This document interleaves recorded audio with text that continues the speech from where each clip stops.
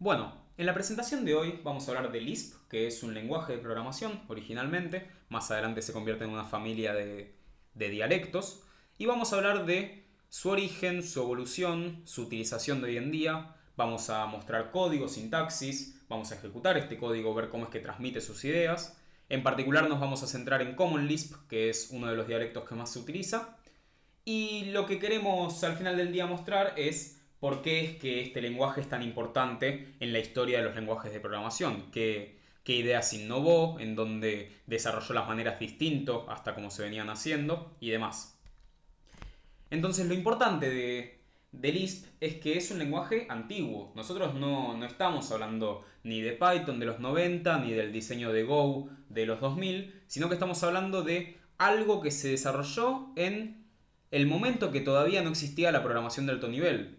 Lisp es el segundo lenguaje de alto nivel más antiguo que tenemos, después de Fortran, y es un lenguaje que surge en la época que todavía se estaba haciendo la transición de código assembly a programación como la conocemos. Es por esto que, de la manera en la que encaramos otros lenguajes, que damos por hechos, no sé, cosas como el if, el for, conceptos que tomamos como moneda corriente a la hora de empezar un lenguaje nuevo, de estudiarlo, no lo tenían los desarrolladores de Lisp. Es por esto que es muy importante las maneras en las que Lisp resuelve los problemas que fue teniendo y encontrando a lo largo de los años, porque si las hubiese resuelto de maneras distintas, probablemente hoy codiaríamos de maneras distintas. Entonces es por esto que la historia es un gran puntapié para empezar la presentación del lenguaje, porque la historia nos puede decir muchísimo de por qué el lenguaje termina siendo lo que es hoy.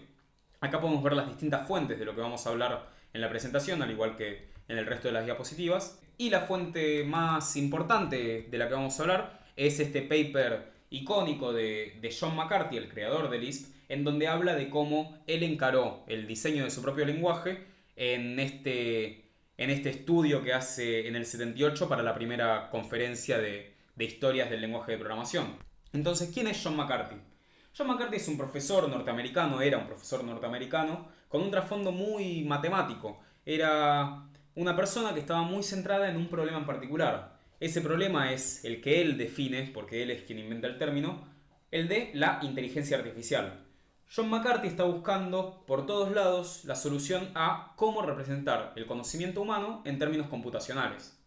Esta semilla, esta pregunta que se plantea es la misma que utilizamos hoy por hoy para la inteligencia artificial actual, solo que son dos encares distintos al problema. Hoy tal vez lo encaramos de una manera más de agarrar Big Data y tirarlos en una caja negra y ver qué sale de allí, mientras que John McCarthy, en lo que ahora redefinimos como inteligencia artificial simbólica, agarra e intenta de formalizar conocimiento, bajarlo a teoría. Lo está encarando desde un ataque muchísimo más teórico, no tanto de lo que él pueda o no tipear en una computadora, porque en ese momento era más escaso esto, sino por un lado más de poder hablar en términos computacionales del conocimiento humano. Es por esto que en los 50 McCarthy está viendo qué hay a su alrededor, viendo los recursos, viendo los lenguajes que se desarrollan a su alrededor y viendo cuál es el adecuado para su pregunta. John McCarthy va en el 56 a una conferencia de la propia disciplina que él definió como inteligencia artificial, en donde ve en Dartmouth la presentación de un lenguaje nuevo que se llama IPL2. Este lenguaje procesa listas de una manera que no se hacía hasta ese entonces. Entonces, esta idea lo inspira a McCarthy y toma esta idea de procesamiento de listas, la junta a la idea de la programación de alto nivel de Fortran que le salió en esa época, y en particular de Fortran le interesa la manera algebraica, simbólica de encarar los problemas. Entre estas dos características y el cálculo lambda de Alonzo Church es que desarrolla y toma como bases para su nuevo lenguaje que va a ser List Processing, Lisp. En particular, es importante ver que Lisp se basa en el cálculo lambda. El cálculo lambda es lo que hoy tenemos como las bases de la programación funcional. Es por esto que Lisp es el primer lenguaje funcional de programación funcional. Y el cálculo lambda es, en definitiva, una idea de Alonzo Church que surge en los 30, paralela a la máquina de Turing, y se preocupa por resolver el mismo problema que tenía Alan Turing, qué es computable y qué no. Mientras Turing agarra y desarrolla su idea como la máquina de Turing, que involucra memoria, o lo que nosotros eventualmente llamaríamos memoria, involucra toda esta idea de guardar y cargar estados de un lado, mientras que Church no se plantea esto. Church agarra y plantea todo en términos de funciones, las funciones lambda.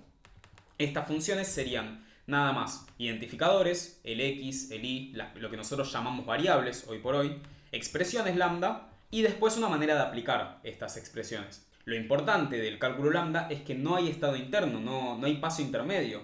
Entonces, por un lado, podemos ver cómo toda la historia de la computación parte de la idea de Turing y despega de ahí, repercute en la manera en la que pensamos la programación imperativa, mientras que toda la otra rama es la que sale del cálculo lambda. Eventualmente estas dos ramas terminan alimentándose la una a la otra y las ideas de una le sirven a la idea de la otra, y es así por lo que lenguajes nuevos que van surgiendo hoy se inspiran tanto en la programación declarativa, que es lo que surge del Lisp, del cálculo lambda, de la programación funcional, como del modelo imperativo, que es toda la otra rama. Entonces, ¿cómo nace Lisp? A los 2 años de esta presentación de IPL en Dartmouth, luego de investigar todo este tiempo, McCarthy lanza el primer diseño, un poco incompleto de Lisp, en un paper muy importante. Luego, a los 2 años de ese paper, finalmente lanza la especificación completa de Lisp. Esto lo hace desde un lugar enteramente teórico. McCarthy no estaba preocupado por programar como conocemos hoy en día. Nada más le interesaba poder formalizar conceptos de manera computable. Entonces, es acá, en este paper, que define lo que eventualmente sería de lo más importante de Lisp, que es la función de evaluación, eval, de la cual hablaremos más adelante. El tema de todo esto es que esta solución de McCarthy es un paper teórico, escrito, lápiz y papel.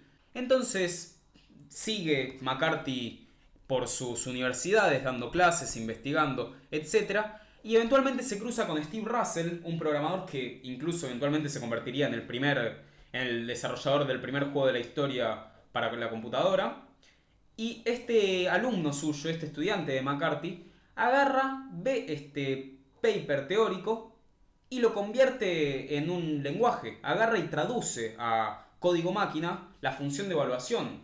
Logra algo que McCarthy nunca se planteó. Es por esto que hay mucha gente que considera que Lisp es un lenguaje muy puro, porque surge de una necesidad enteramente teórica. Es un ejercicio teórico pasado a código máquina. Esto pasa en 1960 y a los 2 años de eso surge el primer compilador de Lisp, y es ese el Lisp que, más o menos, hoy por hoy tendremos 1000 dialectos al respecto, es el Lisp que conocemos hoy por hoy. Entonces vamos a ver ahora un poco de las ideas que se introducen en todos estos años por estas personas y ver en qué lugares es que es tan pionero y en qué lugares innova finalmente este lenguaje. Lo que voy a hacer es enumerar y explicar brevemente algunas de estas ideas que trae Lisp por primera vez y hacen que este lenguaje se gane la fama de ser pionero. En primer lugar tenemos el constructor if then else. Esta expresión que hoy en día damos tanto por sentado que usamos constantemente fue definida por primera vez por McCarthy en el paper de 1960 que les estábamos comentando recién. En Fortran solo existía lo que era el if aritmético, que era súper elegible, y McCarthy trae por primera vez el if lógico, y esta idea también la lleva a Algol, y a partir de ello se expande el resto de los lenguajes. En el siguiente ítem hablamos de las funciones como objeto de primera clase. ¿Qué significa esto? Que las funciones van a ser tratadas como un tipo de dato más, ya sea como enteros, cadenas, lo que sea. Es decir, que van a poder ser asignadas a variables, van a poder pasarse como argumentos, etc. Y esto es nada más y nada menos que una de las bases de la programación funcional como la conocemos hoy en día. Por otro lado, en el siguiente ítem tenemos la recursión. Obviamente la recursión ya existía matemáticamente. Lo que hace McCarthy es traerla por primera vez a los lenguajes de programación. El siguiente ítem habla de que Lisp fue el primer lenguaje en utilizar el garbage collection automático. El primer diseño fue bastante primitivo, no era concurrente, pero la realidad es que para hacer el primer enfoque de recolección de basura fue sumamente innovador. Por primera vez el programador no tenía que preocuparse por lo que era alocar y desalocar memoria y toda tarea y problema que eso conlleva. O sea, una locura. Por otro lado tenemos que Lisp va a utilizar lo que sería tipado dinámico. Por lo tanto no va a hacer falta explicitar lo que sería un átomo y una lista. Además de esto ser una implementación bastante útil en cuanto a lo que sería programar, es bastante útil para la implementación del recolector de basura, ya que el entorno, si no sabe lo que es un puntero o un átomo, no va a poder rastrear la memoria. Luego tenemos la interactividad gracias al intérprete REPL. REPL significa Read, Eval, Print, Loop. Lo que hace el entorno es primero leer la primera línea de código, luego evaluarla, luego imprimir el resultado y por último va a volver al principio del proceso. Esto le da al usuario por primera vez un feedback inmediato que le va a permitir crecer gradualmente junto al código. Esta estructura interactiva la podemos ver constantemente, es muy similar a lo que conocemos de Python o de Notebook Jupyter. Por lo tanto, en los lenguajes interpretados hoy constantemente lo estamos viendo. Y luego tenemos que los programas están compuestos por expresiones. Esta idea es muy interesante, la vamos a ver en mayor profundidad más adelante en lo que va de la presentación. Luego tenemos que el lenguaje completo está siempre disponible. ¿A qué se refiere con esto? Nos estamos refiriendo a que no hay una distinción real entre lo que sería el tiempo de lectura, el tiempo de compilación y el tiempo de ejecución. ¿Cómo sucede esto? Bueno, esto sucede, en primer lugar, tenemos que se puede ejecutar el código en tiempo de lectura. Y esto va a permitir reprogramar la sintaxis de Lisp. Luego también se puede ejecutar el código en tiempo de compilación y esa es la base de las macros. Luego se puede compilar en tiempo de ejecución y eso es la base del uso de Lisp como lenguaje de extensión. Y por último tenemos la lectura en tiempo de ejecución que va a permitir que los programas se comuniquen usando expresiones S. A continuación con todos mis compañeros lo que vamos a hacer es dar un poco de sintaxis de este lenguaje. Bueno, para que la parte de sintaxis sea más didáctica, vamos a usar la consola. Lo que estamos viendo en pantalla es el intérprete de Lisp que nosotros vamos a usar, SBCL. Importante tener en cuenta lo siguiente. Todo en Lisp es una expresión simbólica o una expresión S. Más adelante en la presentación, Fede nos va a dar más detalles sobre esto. Una expresión S puede ser un átomo o una lista. Un átomo es un tipo de dato que se autoevalúa y no puede ser partible, a diferencia de la lista. Por ejemplo, si yo escribo el 10, se evalúa a sí mismo, 10. Si escribo la T, se evalúa true. Y otro ejemplo también puede ser un string que cuenta como un solo átomo, por ejemplo, hello Lisp. Por otro lado, las listas son partibles y tienen la siguiente sintaxis, que es el paréntesis, el operador y luego los operandos, en este caso 1, 2. Esto va a evaluar a 3. En Lisp todo se evalúa. Cada vez que el intérprete ejecuta una expresión, esta será evaluada. Bueno, Lisp utiliza notación polaca. Tomemos como ejemplo esta lista un poco más compleja que tiene una sublista dentro. Abro paréntesis más, luego una lista dentro, más 2, 3, 5, por ejemplo. Entonces, de izquierda a derecha va a leer, va a encontrarse con el operador, en este caso el más, luego va a encontrar la sublista, la va a evaluar primero ella a 5, eso va a valer 5, y luego por último, toda la lista entera va a evaluar a 10. Entonces la sintaxis es operador y operando. Si yo no cumplo con esto y tengo la lista 1, 2, esto va a tirar error porque me faltó el operador. Ahora, en estos ejemplos nunca tuvimos la oportunidad de ver esa lista, porque como toda expresión, Lisp la va a evaluar. Ahora Javi nos va a mostrar cómo podemos hacer para que esa lista no sea evaluada. Como recién vimos, cuando intentamos crear una lista con 2, 3, esto rompería, algo que generalmente en otro lenguaje funciona. Así que, ¿cómo hacemos para obtener ese dato? Y la respuesta es simple, es con el operador quote. Si nosotros hacemos paréntesis, quote, paréntesis, 2, 3, eso nos va a devolver esa lista como dato. Así que no la va a evaluar. Esto lo podríamos mandar a una variable y ahí la podremos almacenar. Tampoco tiene por qué ser código válido. Si nosotros hacemos paréntesis, quote, paréntesis 2 más 3, como habíamos dicho antes, lo que se evalúa sería el primer elemento, así que esto no sería válido, pero si ejecutamos esto, devuelve el dato completo.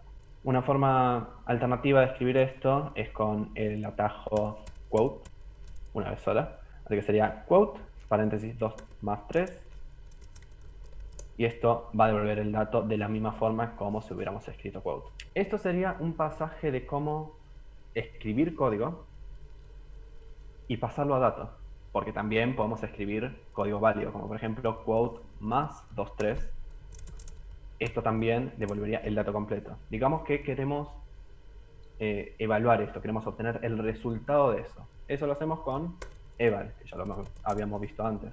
Si hacemos eval quote más 23, esto nos va a devolver el mismo código que nosotros queríamos ejecutar. Y lo bueno de esto es que tenemos un buen ida y vuelta entre código y datos.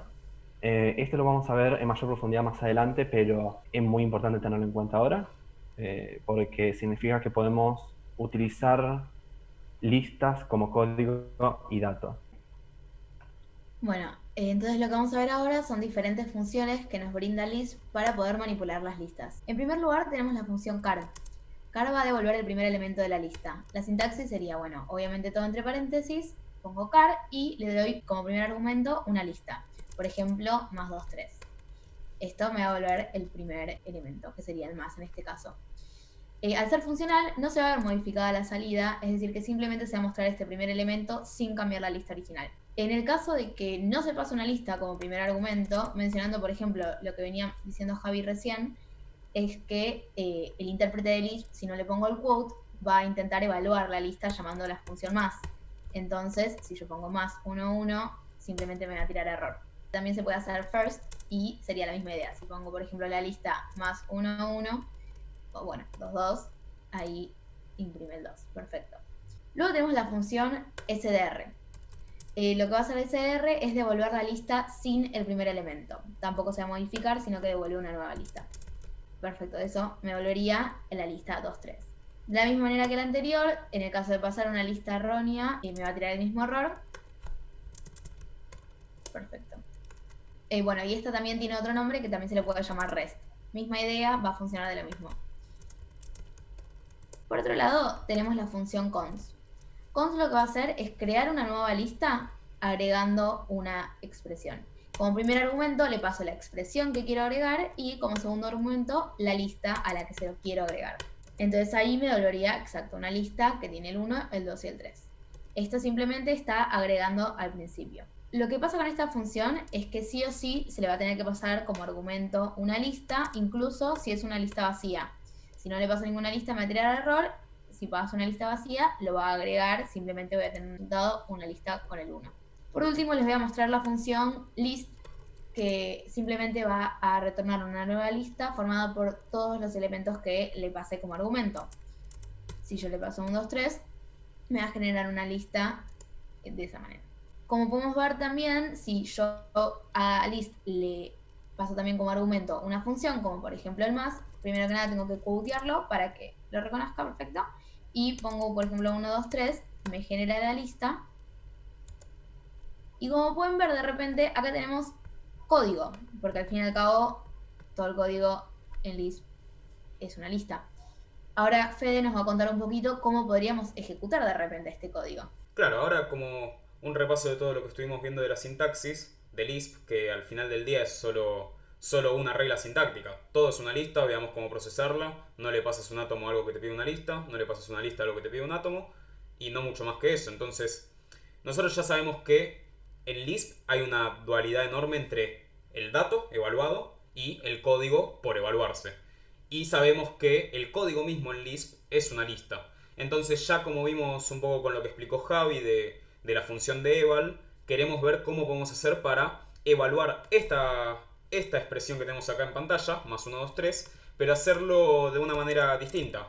Entonces vamos a probar partir esta lista, porque al final del día es una lista, agarrar el más por un lado, los operandos por otro lado, y después recomponer esta expresión y poder evaluarla. Nada más como para hacer un repaso de todas las funciones que fuimos viendo. Entonces, más 1, 2, 3, evaluado por el intérprete de Lisp, nos va a devolver 6. ¿Cómo puedo recuperar este 6 jugando con la lista que tenemos en pantalla?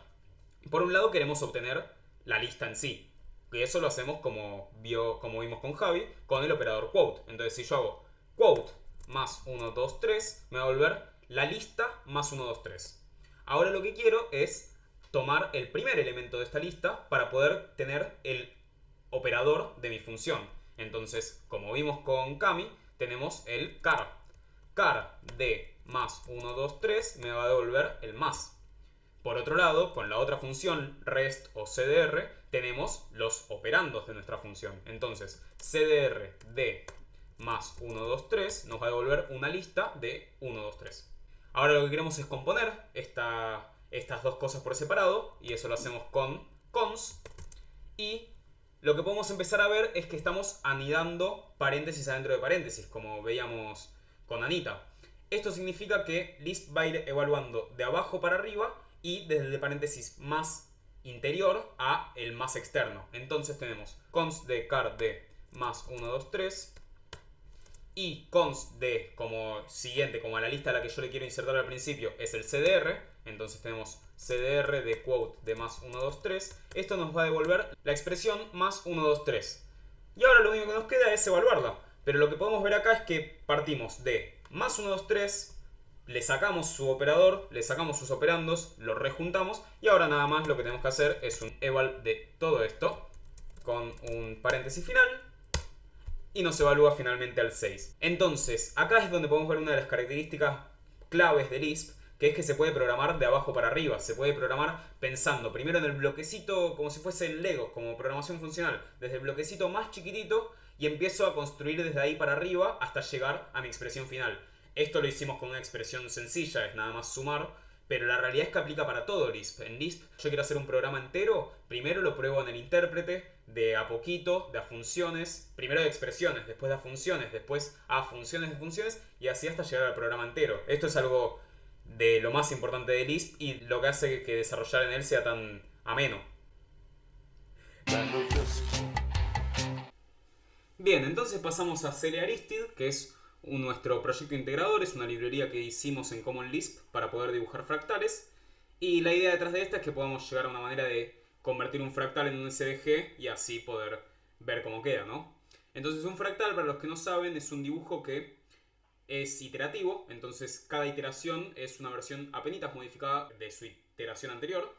Y tenemos así un dibujo como el que vemos acá en pantalla, que es la curva del dragón, que es un dibujo conocido gracias a Jurassic Park, en donde tenemos una línea, después esa misma línea rotada, después esas dos líneas rotadas de nuevo, y así constantemente como una bola de nieve hasta llegar como con un crecimiento bastante exponencial a la iteración que estamos viendo acá, que es la número 10. Entonces, lo primero que nos preguntamos es cómo podemos programar un fractal, cómo podemos parametrizarlo.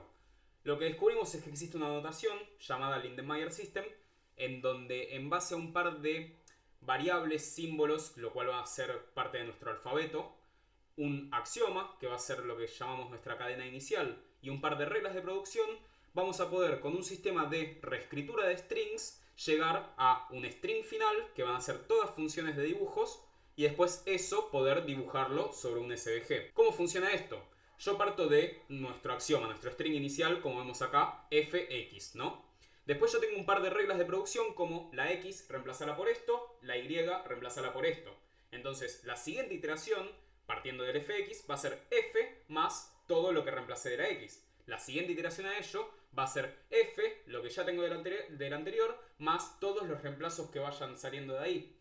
Es así como tenemos que dividir nuestro proyecto en dos partes muy importantes. La primera es la reescritura del string, entonces llegar a una cadena de símbolos, y la segunda es poder interpretarlos y dibujarlos. Entonces la F nos va a dibujar, el left nos va a doblar el dragón, el right nos va a doblar para el otro lado, y así. Es así como con todo este programa podemos llegar a cosas muy copadas, como lo que estamos viendo acá. Le fuimos agregando un montón de cosas, colores, reglas distintas, después un sistema de probabilidad, cambiarle el color de fondo, un montón de cosas para que la librería sea un poco más robusta y poder desarrollar y probar cosas distintas, ¿no? Pero bueno, vamos a probar codear un ejemplo usando la librería que codeamos. Ok. Para mostrar entonces un poco la idea del proyecto, vamos a dibujar en este momento la curva del dragón que se acaba de mostrar. Lo primero que vamos a hacer es cargar nuestro paquete y luego vamos a llamar a useItPackage para poder acceder a los símbolos que nos ofrece.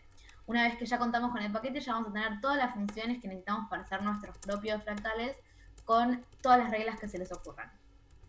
Ahora bien, lo primero que vamos a hacer es definir las variables que vamos a usar, las que vimos antes en las diapositivas, f, left y right, y también vamos a definir todo lo que vayamos a necesitar. Bien.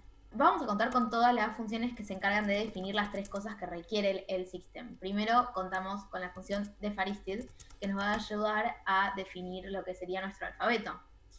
Como se puede ver en la pantalla, ahí definimos la F, que va a definir el largo de la línea que se va a dibujar, left para el ángulo, right para el ángulo con el que se va a girar a la derecha. Bien. Una vez definido, ya tenemos el alfabeto, vamos a las reglas de nuestro fractal con la función defRule. Basta con pasarle lo que sería un símbolo y con el string que queremos reemplazar, en este caso sería X, lo vamos a reemplazar por todo esto. Muy bien. Ahora listo, ya tenemos casi listo todo nuestro fractal, lo único que nos falta es el último paso del LET System, que son los axiomas. Ahí definimos el axioma y seteamos el axioma que queremos para nuestro fractal.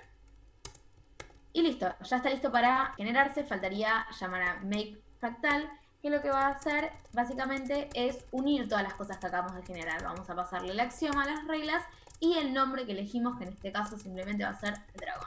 Una vez que ya definimos y ya lo generamos, ya estamos listos para llamar a la función draw, en el que le vamos a pasar como parámetro el nombre del fractal y la cantidad de iteraciones que queremos para generar la imagen. Y listo, una vez que llamamos a esta función, ahora ya en nuestra carpeta vamos a contar con la imagen generada. Esta idea fue simplemente una versión muy sencilla de un fractal. Nuestro paquete cuenta con muchísimas otras funciones para poder jugar un poco más con esto. Ahora a continuación vamos a ver un poco más detallado algunas funciones del programa por adentro. Muteado. No estoy muteado, estaba a punto de hablar, Federico la p. Acá en la lista a la izquierda podemos ver que nuestra librería está compuesta por varios archivos .list y para mostrarles algunas de las características de list vamos a ver fractal.list, que es el que se ocupa en generar la lista de secuencias que componen a un fractal. Lo primero que vamos a observar son muchas funciones de pocas líneas. Esto nos da una idea que hicimos las cosas con un paradigma funcional. Las funciones, como podemos ver en todas estas, se definen con defun, después el nombre de la función y entre paréntesis cada uno de los parámetros que recibe cada uno. El primero de todos, el que se llama, es drawFractal. Y acá podemos ver un ejemplo de cómo crear variables. Se hace con let y después cada una de las variables a crear dentro de este scope. Y esto es así en todo Common List, donde las variables y las funciones solo se pueden acceder dentro de un mismo scope. Tiene un scope estático. Vayamos ahora a la función de arriba, commands, que es una función recursiva. Y como toda función recursiva, tiene la llamada a sí misma y un caso base. El caso base lo tenemos con un if, y el primer argumento que recibe el if sería la condición, y si esa condición se cumple, se ejecuta la segunda expresión. Después en la llamada recursiva se baja el valor de n, lo cual nos dice que n es de tipo numérico. Acá podemos ver que list tiene tipado dinámico y fuerte. Dinámico porque no hace falta especificar que n es un entero. Y fuerte porque si n no fuera un entero, explotaría cuando le intentaríamos restar 1. Luego, en la función de arriba podemos ver un ejemplo de un ciclo. En este caso tenemos un ciclo definido, donde vamos a iterar por cada uno de los elementos que tiene el arreglo rules. El loop también funciona para cualquier otro tipo de ciclos, de ciclo definido e indefinido, pero acá lo utilizamos solo para los elementos de rules. Y esto fue todo para generar la secuencia de símbolos. A partir de esto solo faltaría dibujarlos. Entonces, Javi me dio una secuencia de símbolos y lo que queremos hacer con esta secuencia de símbolos es plasmarla en un canvas para luego poder generar nuestro SVG. Para ello vamos a crear un struct, lo definimos como defstruct canvas, y Lisp como lenguaje va a proveernos de funciones para poder acceder a sus atributos, que son matrix, dir, point, por ejemplo, y nos va a proveer también de un constructor, que en este caso es make, guión, y el nombre de nuestra estructura. Si queremos hacer algo con un atributo, simplemente le decimos a Lisp canvas, guión, el nombre del atributo, como por ejemplo podemos ver en pantalla, canvas, guión, point. Jugando entonces un poco con todas estas funciones que definimos acá, finalmente vamos a obtener nuestro SVG. Una de las cosas que queremos dejar bien en claro es que Canvas no se trata de un objeto, sino una estructura. ¿Por qué? Porque estamos bajo el paradigma funcional. Si no, sería un paradigma orientado a objetos. Por lo tanto, Como podemos ver, en ningún lado definimos estados internos, sino que tenemos un input, lo tocamos todo y lo mandamos para afuera como output. Con esto entonces generamos nuestro SVG y esto es en definitiva nuestro proyecto final. Bien, entonces después de haber visto todo este código de Lisp, nos estamos preguntando todos exactamente lo mismo, ¿no? ¿Cuántos paréntesis tiene CLAristid? Lo que podemos ver acá es que nuestro simple proyecto, que al final del día lo único que hace es dibujar dragones, tiene 684 paréntesis que abren expresiones, o sea, 1200 paréntesis o más. Entonces la pregunta que todos tenemos es, y el chiste pavo que todos hacemos de Lisp es, ¿por qué hay tantos paréntesis? Esto lo vamos a responder de la manera más lógica, que es con la metaprogramación. La metaprogramación es un concepto que introduce Lisp cuando nace, que es, para ser sinceros, de los conceptos que menos la pegó de Lisp, porque de todo lo que introdujo al mundo de la programación hay bastantes cosas que vemos en el día a día de hoy. La metaprogramación y los macros de Lisp, que vamos a ver ahora en un rato, son cosas que recién ahora están empezando a resurgir en el mundo de la programación, que lo podemos ver en Julia, que es bastante joven, y cosas así. Y se basa en meta, que es referenciarse a sí mismo, programación. O sea, un programa que puede referenciarse a sí mismo, un programa que puede jugar con su propio código. Entonces, al final del día, la metaprogramación es partir la barrera entre data y código. Nosotros conocemos en cualquier lenguaje que la data es los tipos de datos, números, cadenas, arrays, etc. Es algo que yo puedo, algo que tiene un valor. Mientras que por otro lado el código es lo que genera esto. Si yo digo 1 más 2, no te puedo decir que su valor es 3. 1 más 2 es el código que me genera el tipo de dato 3.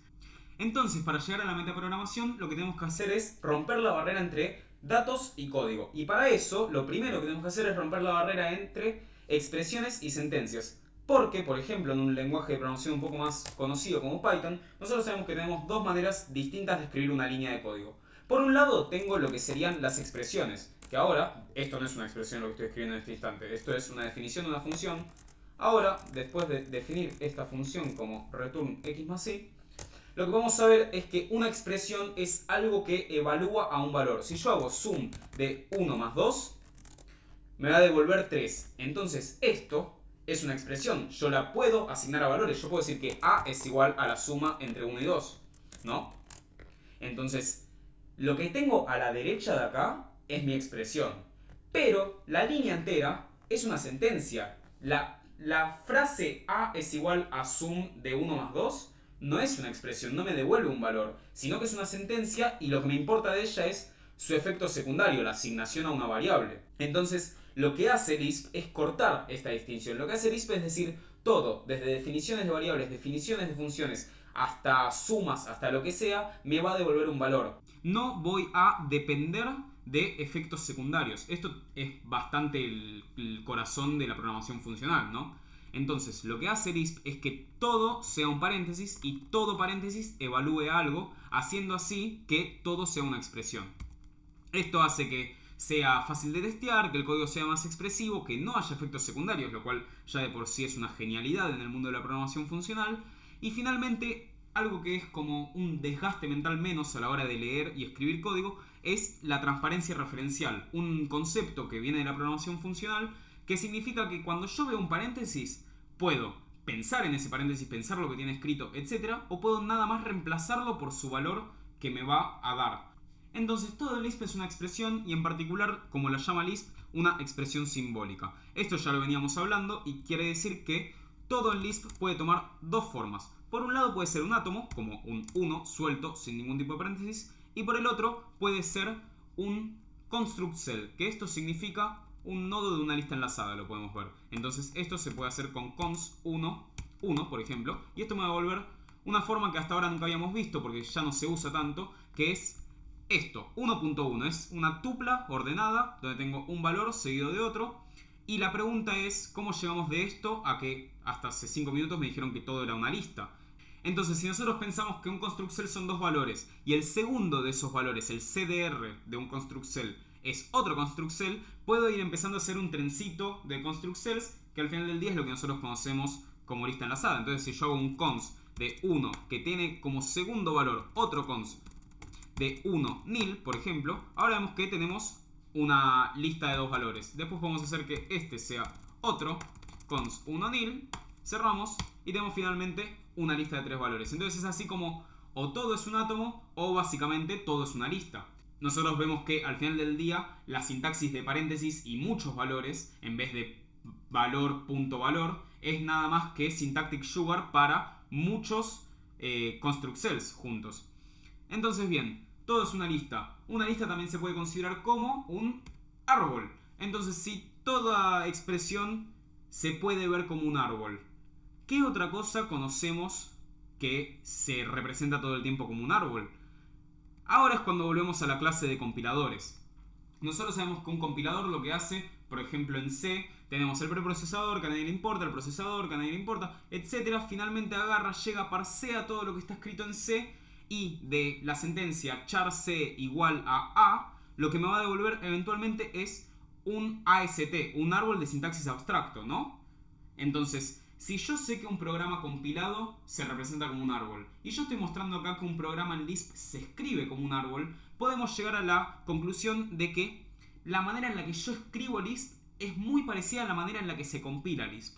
Lo cual significa que al final del día la representación interna de mi código es muy parecida a mi código escrito en Lisp. Esto yo no lo puedo decir de cualquier otro lenguaje. Yo no puedo decir que de la manera en la que escribo Python es de la manera en la que se va a compilar eventualmente, y no puedo decir que la manera en la que escribo C es la manera en la que se va a compilar. Pero sí lo puedo decir de Lisp, y es por eso que hay tantos paréntesis. Vamos a ponerle un nombre a este concepto, que es la homoiconicidad. La homoiconicidad significa que la representación interna se puede inferir.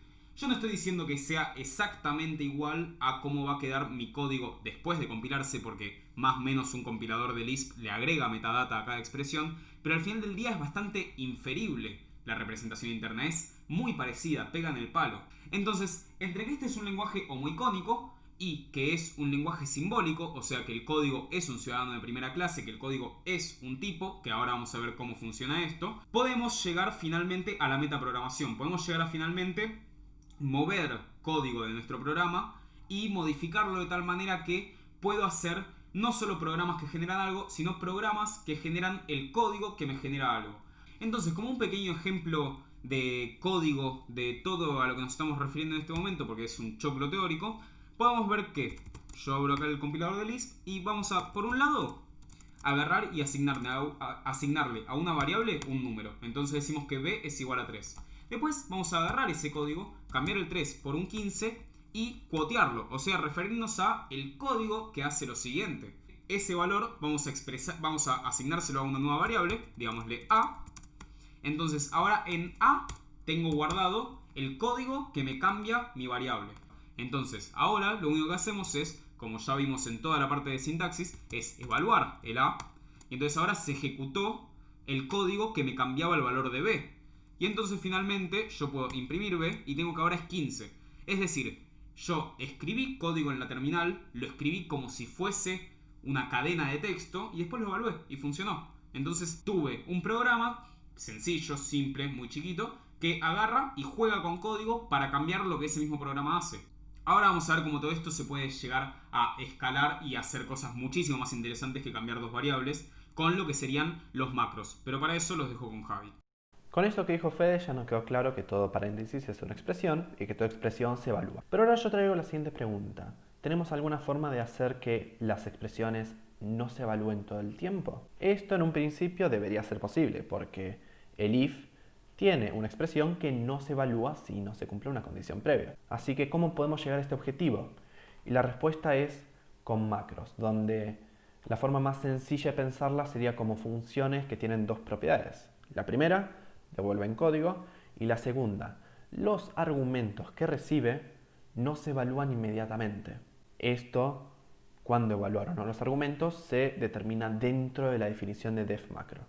Entonces, cuando nosotros llamamos a una macro en Lisp, tenemos dos pasos. El primero es que se genera el código según los que nos devuelve def macro, que también recibe sus argumentos, y después este nuevo código generado se va a ejecutar en el lugar que se llamó a la macro, donde esto, además de elegir cuándo o no evaluar los argumentos, nos permite hacer cosas interesantes. Del lado chiquito podemos cambiar el orden de evaluación un poco, y del lado mayor podemos hasta manipular la misma sintaxis del lenguaje. Tal vez tenemos una expresión que no es válida en Lisp y después de pasarlo a una macro, sí lo pase a hacer. Veamos unos operadores más para aprovechar aún más esta propiedad de transformar código como dato y viceversa. Primero definimos algunas variables. El primer operador que les quiero mostrar es backquote, que es muy similar a quote que mostramos antes en la parte de sintaxis. Ustedes recordarán que esto devuelve una lista según los elementos. Pero digamos que ahora yo quiero expandir el valor de x, o sea, quiero que esto aparezca como 2, 3, 4. ¿Cómo podría hacer esto? Esto no podemos usar quote.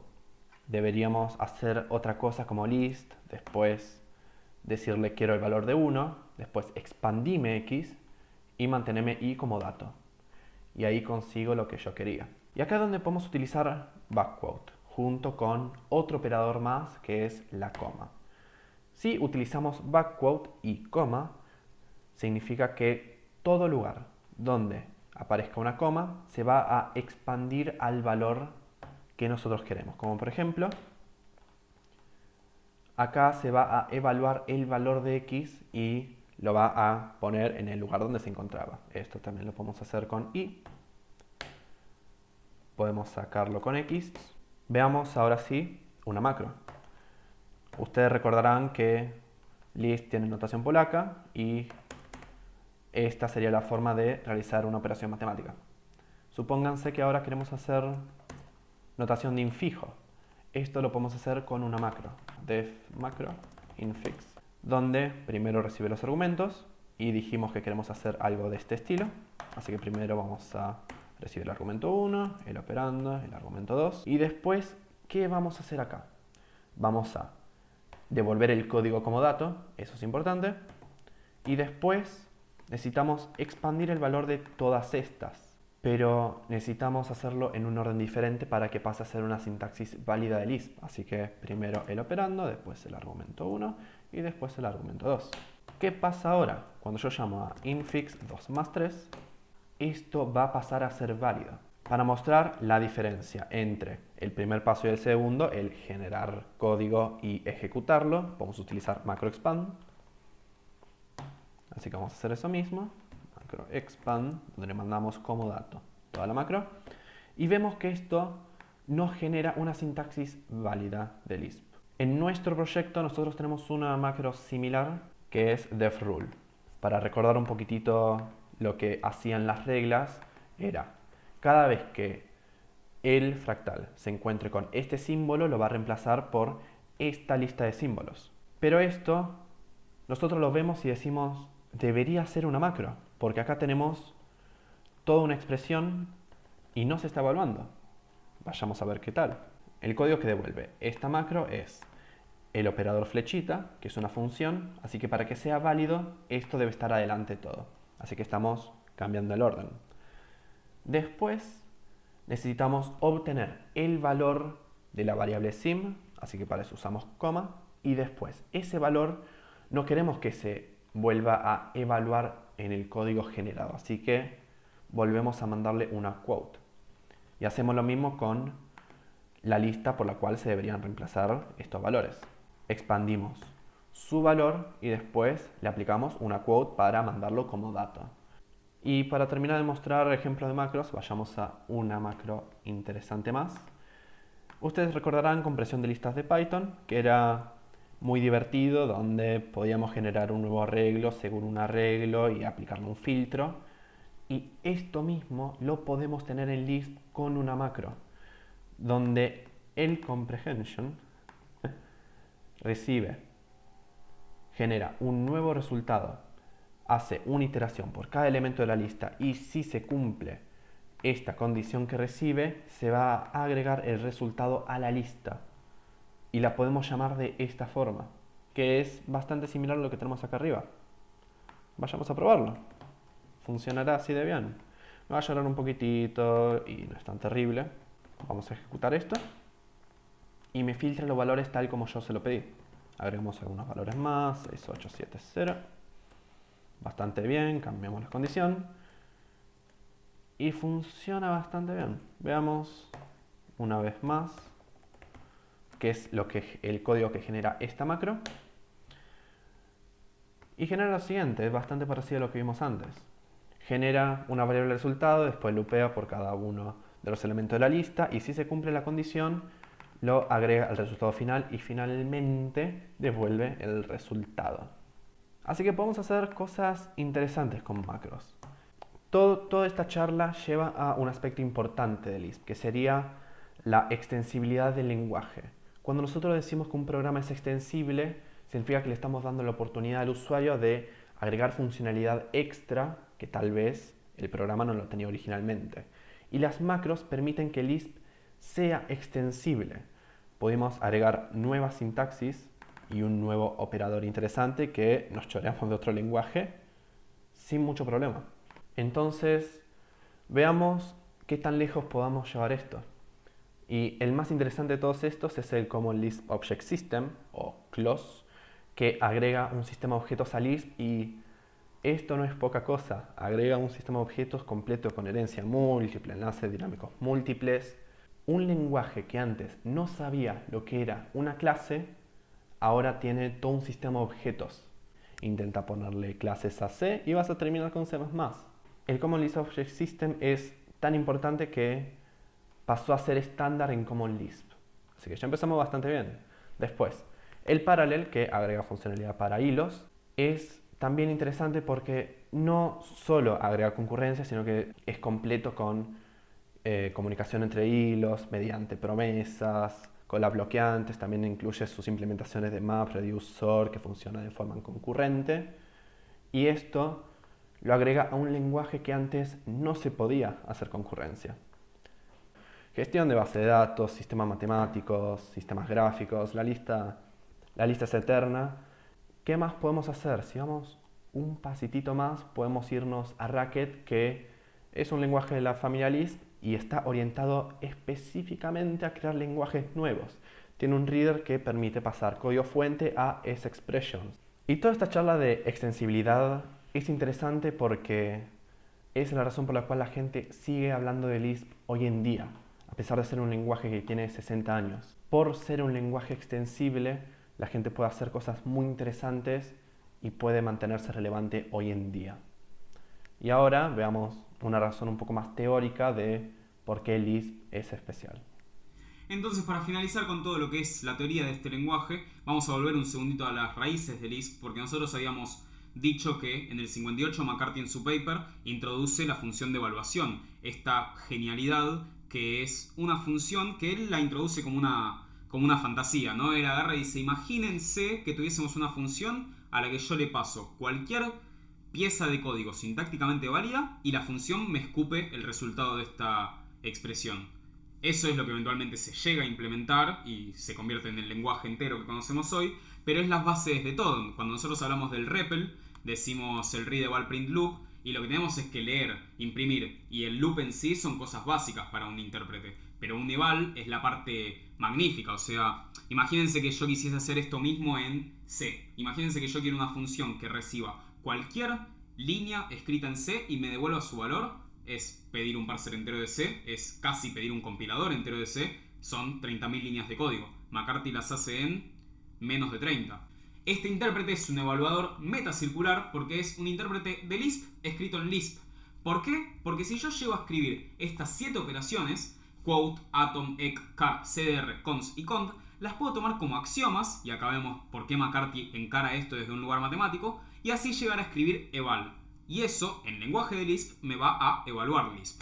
Acá podemos ver que incluso Alan Kay, el creador de Smalltalk, habla muy bien de estas 30 líneas de código. Dice, cuando yo era un pibe agarré el manual de Lisp 1.5 y es muy conciso esto. Es el mundo de la programación en 10 líneas de código. Kay incluso agarra y dice que es las ecuaciones del software de Maxwell, porque es todo de una manera súper sencilla y concisa.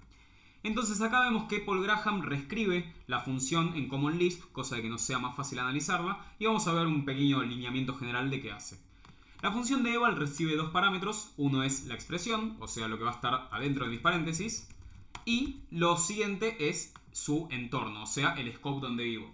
Luego la función de evaluación no es más que un switch gigante, un cont gigante. Lo primero que hace es preguntar si lo que recibí es un átomo y agarra y devuelve el valor de ese átomo. Es por eso que yo puedo hacer algo como set Q de A es igual a 1, entonces ahora mi entorno sabe que A está asociado a 1, y cuando yo pido cuando yo pido A, estoy agarrando y pidiendo el valor asociado a este átomo, entonces me devuelve 1.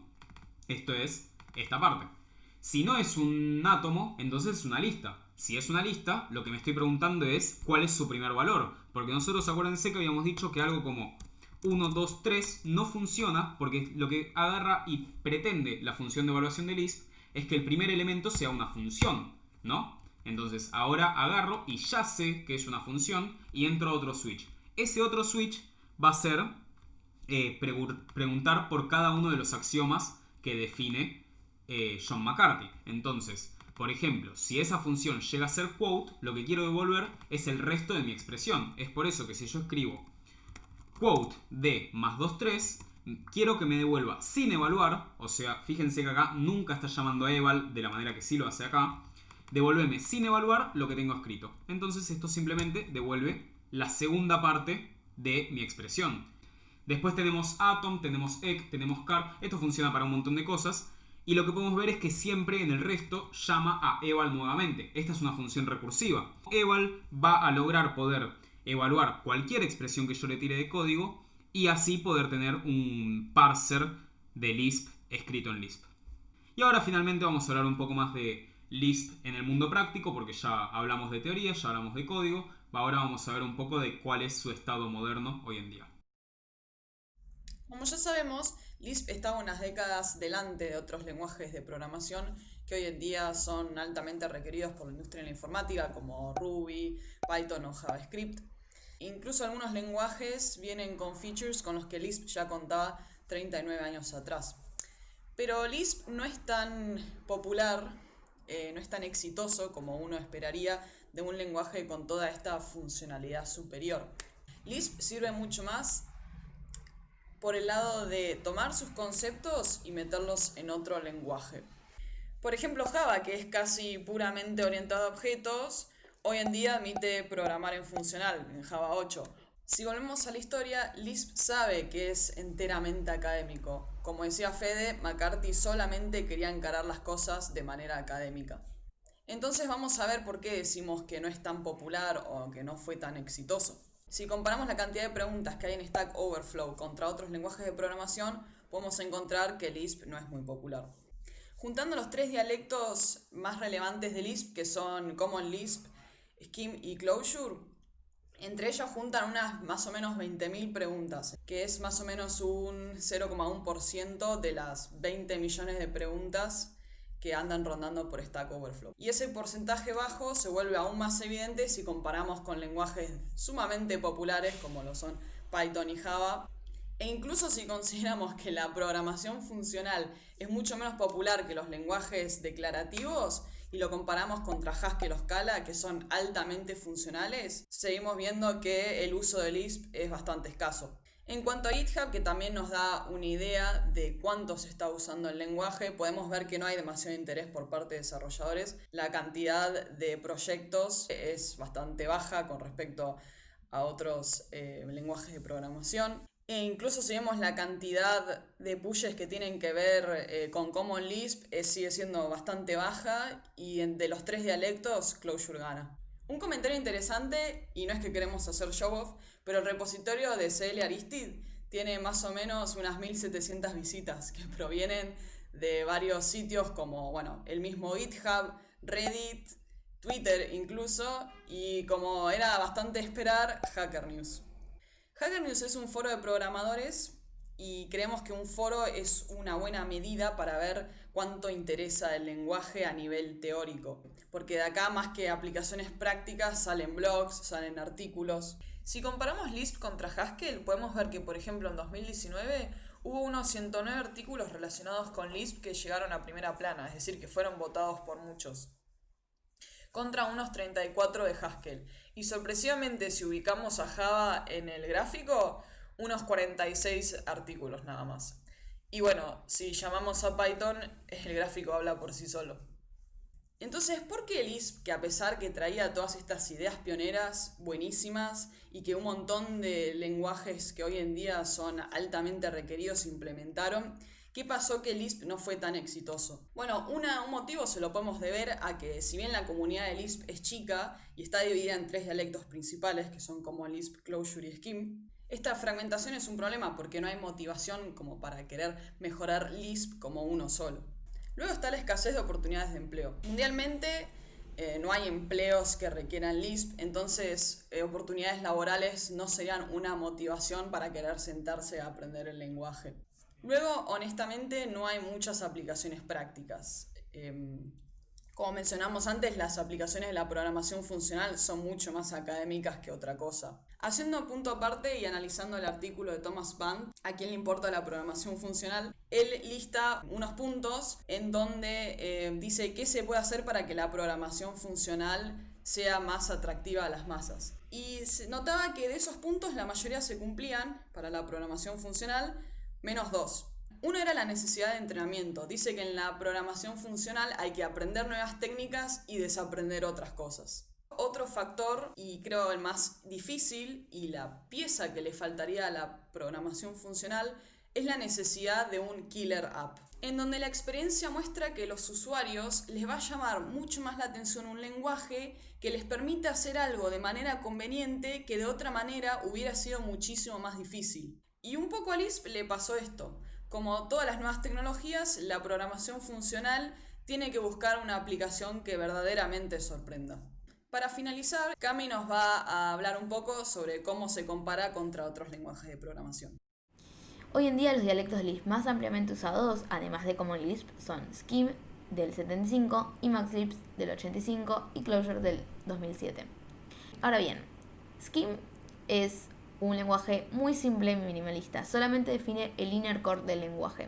Va a proporcionar el mínimo número posible de nociones primitivas y va a construir todo lo demás a partir de un reducido número de abstracciones. Por lo tanto, esto va a facilitar bastante lo que es la implementación de Scheme. Pero luego, para convertir a Scheme en un lenguaje realmente útil, cada implementación debe agregar muchas de las cosas que están ya estandarizadas en Common Lisp. Lo que significa que probablemente cualquier implementación de Scheme tenga muchas o la mayoría de las características que tiene Common Lisp, pero de una manera independiente a lo que es la implementación. Además, va a contar con un sistema de macros bastante simple, bastante limpio y transparente, que va a estar basado en reglas de reescritura. También va a tener garbage collection y, bueno, teniendo en cuenta esto de que digo de que es bastante básico y simple, va a ocupar mucha menos memoria que Common Lisp. En cuanto a su uso, la realidad es que si se tuviera que enseñar, tendría más sentido que usar Scheme en vez de Common Lisp, ya que es mucho más sencillo, más primitivo. Pero si se tuviese que hacer una aplicación o algo por el estilo, capaz la mejor idea sería utilizar Common Lisp. Saliendo un poco de lo que serían los dialectos de Lisp, pasamos a Python. Para comparar a Lisp con Python es importantísimo partir de la base de que Python está sumamente influenciado en Lisp. Va a admitir todas las características esenciales de Lisp, exceptuando las macros. La sintaxis de Python va a ser sumamente sencilla de leer, como probablemente todos o la mayoría saben. Lisp va a proporcionar en cambio un core más potente y consistente, pero bueno, mucho más engorroso a la hora de leerlo. Como dice acá, en cuanto a tiempo de compilación, Python es más rápido. En cuanto a tiempo de ejecución, Python es mucho más lento. Y Python es más dinámico, ya que realiza menos chequeos de error. A continuación lo que vamos a hacer es ver algunos casos de estudio para terminar esta presentación. Revit, Emacs y AutoCAD son ejemplos del uso de Lisp en la práctica, pero no son los únicos. Veamos ahora el siguiente caso de estudio y cómo es que tener buenos fundamentos de la programación es una muy buena ventaja. Crash Bandicoot fue originalmente creado en 1996 por la desarrolladora de videojuegos Naughty Dog, fundada en 1984 por Andy Gavin y Jason Rubin. Gavin explica cómo, por casi 2 décadas, era un fan devoto de Lisp. Incluso admite cómo forzó a sus programadores a codear Crash en un dialecto de Lisp personalizado, Gol. Gavin diseñó Gol usando Common Lisp, lo cual facilita mucho porque desde el comienzo ya contaba con el garbage collector, listas, árboles, tabla de hash y macros. Usando Gol, el equipo pudo producir cientos de objetos de juegos diferentes con comportamiento y animación sofisticada en tiempo real. Eventualmente, Lisp perdió su impulso y Gavin le empezó a soltar la mano lentamente. Comenzó a desarrollar en otros lenguajes como Ruby, que venían con mejores librerías y la rompía con el sistema de macros que tenía. pero siempre teniendo en cuenta Lisp, que te da una muy buena calidad técnica y eso se transfiere a la modernidad. Codear Lisp, pero en Ruby. Al final del día, un lenguaje teórico como el Lisp sirve un montón para aprender a programar. Uno de los libros que usa el MIT para enseñar programación en las primeras materias está basado en Scheme. Y no es que la gente sale y dice, uy, voy a programar todo en Scheme o todo en Lisp, sino que es un muy buen paso para aprender a programar. Si quieren aprender de la familia Lisp, más allá de nuestra presentación, empiecen por acá.